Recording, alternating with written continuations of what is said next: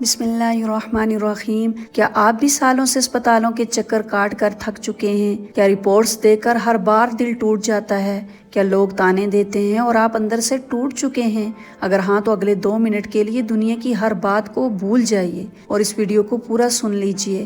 آج کا یہ عمل کوئی مشکل لمبا چکر نہیں ہے، بلکہ یہ وہ مجرب راستہ ہے جس نے بند دروازوں کو بھی کھولا ہے۔ اگر اللہ نے چاہا تو مایوسی کی یہ کالی رات اب ختم ہونے والی ہے۔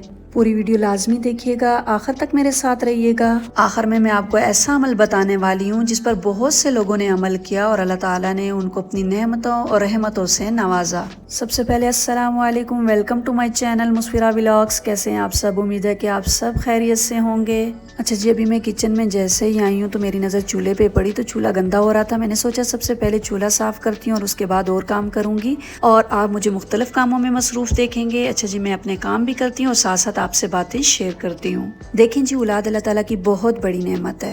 اولاد کوئی دنیا کا تحفہ نہیں بلکہ رب کی خاص رحمت ہے۔ جب دنیا کے سارے دروازے بند ہو جاتے ہیں تب آسمان کا دروازہ کھلتا ہے، اور اس دروازے کو کھولنے کی سب سے بڑی چابی استغفار ہے۔ قرآن پاک میں اللہ تعالیٰ نے سورہ نوح میں صاف وعدہ فرمایا کہ استغفار کرنے والوں کو اللہ مال اور دولت سے نوازتا ہے۔ اس لیے سب سے پہلے اپنے دن کا آغاز کثرت استغفار سے کیجیے۔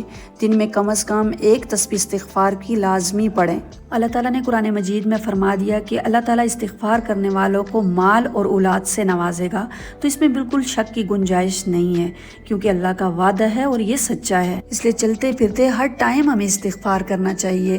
ایک دن میں کم از کم 1 تسبیح تو لازمی استغفار کی کرنی چاہیے۔ اسے اللہ تعالیٰ گناہوں کو بھی معاف فرماتے ہیں اور ہماری دلی خواہشات کو بھی پورا فرماتے ہیں۔ میرے وہ بہن بھائی جن کی اولاد نہیں ہے اور وہ اولاد کے لیے خواہش مند ہیں، تو ان کو چاہیے اس پر عمل کریں کہ ہر ٹائم دونوں میاں بیوی یا اکیلے، لیکن لازمی اگر دونوں مل کر کریں تو زیادہ اچھا ہے کہ وہ ہر ٹائم استغفار کریں اور استغفار کو اپنی زندگی کا حصہ بنا لیں۔ اور اس کے علاوہ ایک دعا ہے، حضرت زکریا علیہ السلام نے بڑھاپے میں بے اولادی کے دکھ میں یہ دعا مانگی تھی جو قرآن کا حصہ بن گئی۔ آپ نے دن بھر میں کم از کم 100 مرتبہ اس دعا کو پڑھنے کی کوشش کرنی ہے۔ تو وہ دعا کون سی ہے؟ تو وہ دعا یہ ہے، ربی لا تذرنی فردا وانت خیر الوارثین، اے میرے رب مجھے اکیلا نہ چھوڑ اور تو سب سے بہتر وارث ہے۔ اس دعا کو چلتے پھرتے اٹھتے بیٹھتے زبان پر جاری رکھیں۔ اس میں مشکل کچھ بھی نہیں ہے، لیکن اس کا اثر پہاڑ جتنا وزنی ہے۔ تو آپ نے کیا عمل کرنا ہے؟ پہلا عمل یہ ہے کہ استغفار کرنا ہے، دوسرا عمل یہ بتایا کہ یہ دعا پڑھنی ہے،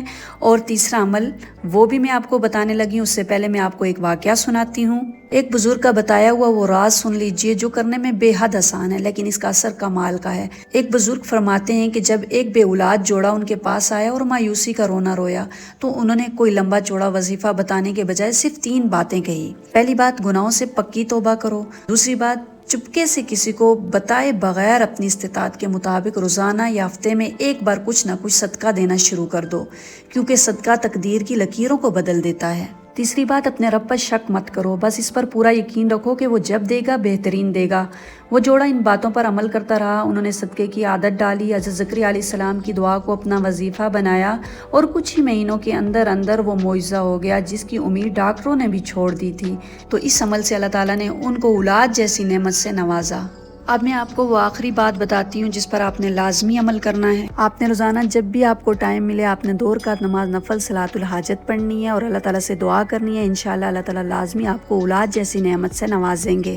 یقین کے ساتھ پڑھیں اور اللہ تعالیٰ پر امید رکھیں۔